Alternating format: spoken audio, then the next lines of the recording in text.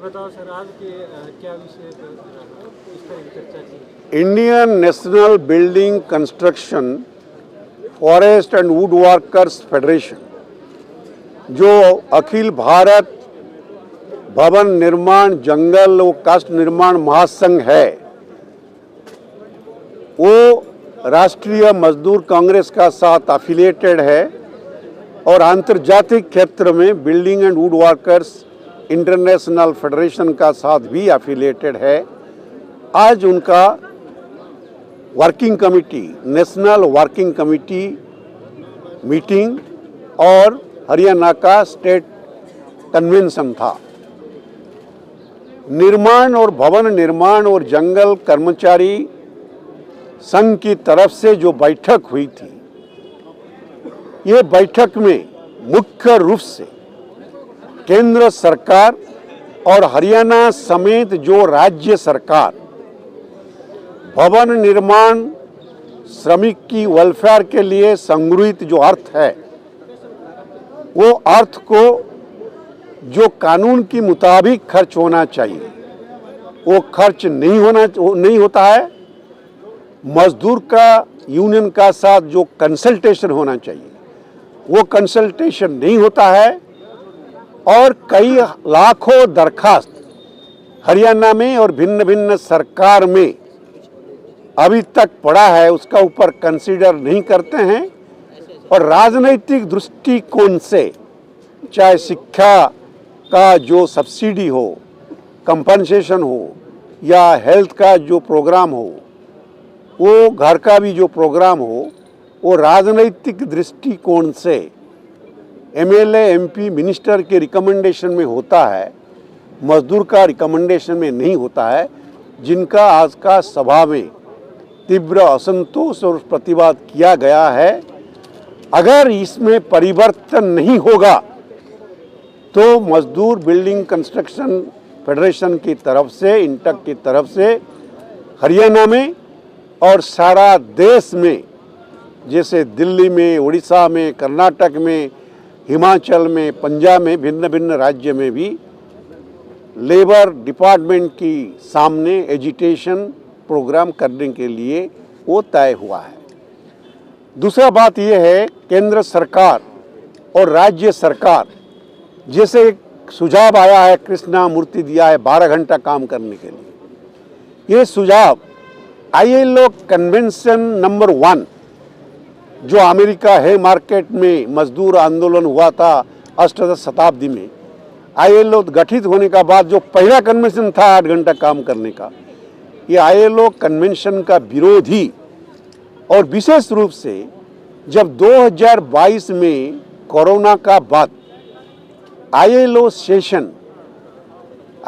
Convention 155-187 को amend करके health and safety को कर्मचारी और मजदूर का एक मैटर ऑफ राइट का हिसाब से विवेचना करने के लिए निर्देश दिए हैं। केंद्र सरकार और राज्य सरकार उसका ऊपर काम नहीं करके 12 घंटा काम करने के लिए जो केंद्र सरकार, हरियाणा, पंजाब और कुछ राज्य सरकार जो निर्देश दिया है उसको भी पूरा निंदाबाद किया है और उनको परिवर्तन करके जैसे 8 घंटा था वो 8 घंटा रहना चाहिए वो भी मांग किया है। जो केंद्र सरकार और यहाँ की राज्य सरकार है वो हमेशा कहती है कि मजदूरों के लिए उन्होंने बहुत कार्य किए हैं, चाहे वो हेल्थ में हो या शिक्षा में। आप कितना इत्तेफाक रखते हैं? आप तो केंद्र सरकार का बजट देखा होगा। केंद्र सरकार बोलते हैं health and safety and social security universal, हम सबके लिए करते हैं। मजदूर का तो ये सही है, प्रोविडेंट फंड है, स्टेट गवर्नमेंट का, सेंट्रल गवर्नमेंट का अलग अलग स्कीम है, मगर जो 48 करोड़ मजदूर का सामाजिक सुरक्षा हेल्थ सेफ्टी में, ये केंद्र सरकार का बजट में 1 पैसा है क्या? 1 पैसा भी नहीं है। बात बोलते हैं, आप देख लीजिए, उठा लीजिए 2021 का, 22 का, 23 का तो हुआ नहीं बजट, 1 पैसा भी 48 करोड़ लोगों का स्वास्थ्य का सुरक्षा सोशल सिक्योरिटी के लिए नहीं है। जब 1 पैसा भी नहीं है, जो पैसा केंद्र सरकार का पास मजदूर लोग का जमा है प्रोविडेंट फंड में, आपका करीबन 20 लाख करोड़ से ज़्यादा पैसा है। स्टेट गवर्नमेंट, सेंट्रल गवर्नमेंट का जो CPF है या ये सही है, वो पैसा को आहिस्ता आहिस्ता रादर वो सरकार अपना कंट्रोल को लेके कहाँ कहाँ प्राइवेट बैंक में दूसरा जगह में इन्वेस्टमेंट करता है, जिसको हम लोग विरोध करता है। तो एक पैसा नहीं दे के श्रमिक कर्मचारी को हम समर्थन करते बोलने का क्या मतलब है? और आपका श्रमिक कर्मचारी का जो एक माध्यम है इंडियन लेबर कॉन्फ्रेंस हर साल होना चाहिए, नहीं होता है। 9 साल से इंडियन लेबर कॉन्फ्रेंस नहीं, एक स्टैंडिंग कमेटी होता है लेबर का, वो मीटिंग नहीं हो रहा है। आपका 2022 में ILO बोला कि आप 187, 155 को रिव्यू करके health and safety is a matter of right, it is not the kindness of the government, not the kindness of the employer. Corona का बाद ये ILO का रिजोल्यूशन हुआ, उसका ऊपर कुछ काम नहीं कर रहा है। हमारा देश का अंदर 13 करोड़ माइग्रेंट वर्कर है, जो भी कंस्ट्रक्शन डोमेस्टिक वर्कर है, और बाहर को गया है करीबन 2.5 करोड़ लोग जो मिडिल ईस्ट में है। मगर जो कन्वेंशन UNO का आया है, migrant workers convention, India government उनको उसमें हस्ताक्षर भी नहीं किया, 122 कंट्री हस्ताक्षर किया है, उसका ऊपर कोई काम नहीं होता। तो लेबर का ऊपर कहाँ पैसा दिया है, कौन सा काम किया है? सर, आप कह रहे हैं कि ये कांग्रेस की जो इकाई है उससे एफिलेटेड है, तो ऐसा नहीं है कि आप 10 साल से कांग्रेस सत्ता से बाहर है, एक मजदूरों को एकत्रित करने के लिए जमीनी जो राजनीतिक जमीन है उसको तलाशने की कोशिश की जा रही है? नहीं, अब देखिए, INTUC ये कांग्रेस का एग्जैक्टली संगठन नहीं है। INTUC कांग्रेस का नीति आदर्श, महात्मा गांधी का नीति आदर्श का ऊपर गठित है। हाँ, ये हम बोलते हैं कि आप देखिए, इन तक बोलने का बात नहीं, जो 44 श्रम कानून था, सब श्रम कानून तो 44 श्रम कानून कांग्रेस का समय ही भी पास हुआ था। सिर्फ एक ही इंटरेस्टेड माइग्रेंट लेबर जो इंदिरा गांधी के समय शुरू हुआ था, मगर मोरारजी देसाई के समय पास हुआ, मगर ये कभी इम्प्लीमेंटेशन नहीं हुआ। सभी कानून कांग्रेस के समय में हुआ था। अभी ये कानून को फेंक के 4 लेबर कोड बनाया है। ये कभी कानून मजदूर के सपोर्ट में नहीं बनाया, मजदूर के सपोर्ट में जो कानून था उनको लेबर कोड बना दिया। और लेबर कोड को हम क्यों विरोध करते हैं मालूम है आपको?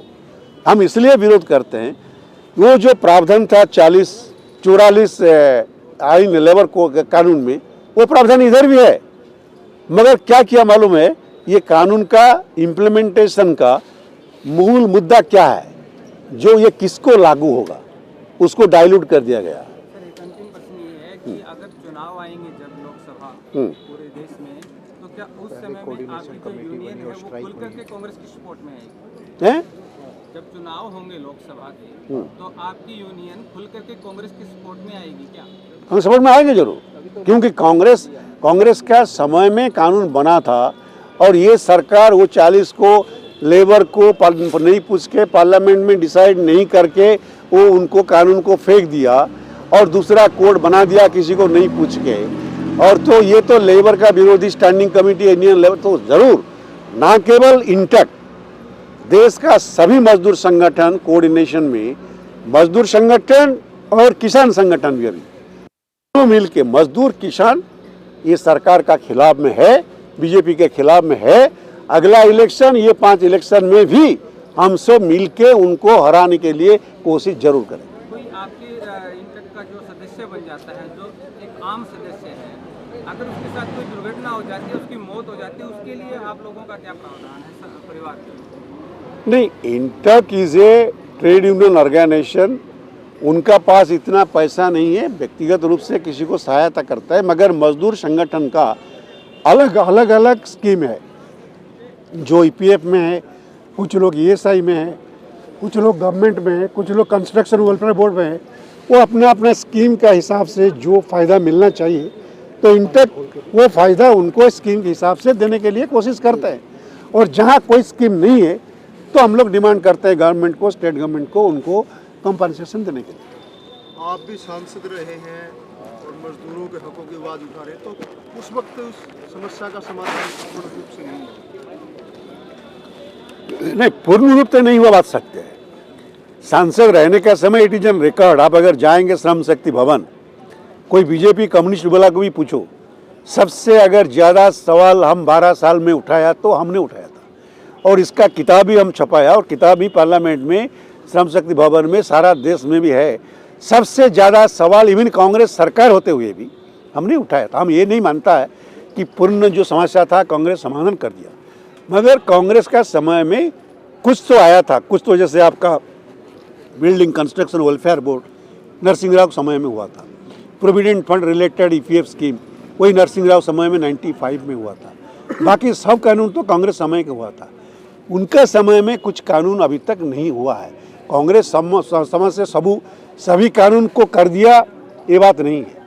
कई इम्पोर्टेंट पॉइंट भी था जिसको कांग्रेस कर नहीं पाया, और हम भी आंख बंद करके कांग्रेस को समर्थन नहीं करता। आपके इतिहास देखो, जब भी मनमोहन सिंह प्रेसिडेंट थे, सोनिया गांधी यूपीए के चेयरपर्सन थे, तब जब हुआ ग्लोबल इकोनॉमिक हुआ, अर्थनीति आया, इंटक भी विरोध किया, सभी सेंट्रल ट्रेड को मिलकर भी इंटक भी स्ट्राइक में ज्वाइन किया, विरोध किया, क्योंकि हम लोग मजदूर का हित में काम कर रहा है और मजदूर का हित के लिए काम करेंगे। अगर कांग्रेस का सरकार का डिसीजन मजदूर का खिलाफ में जाते हैं, उनको खिलाफ में भी हम आवाज़ उठाया है और फिर उठाएंगे।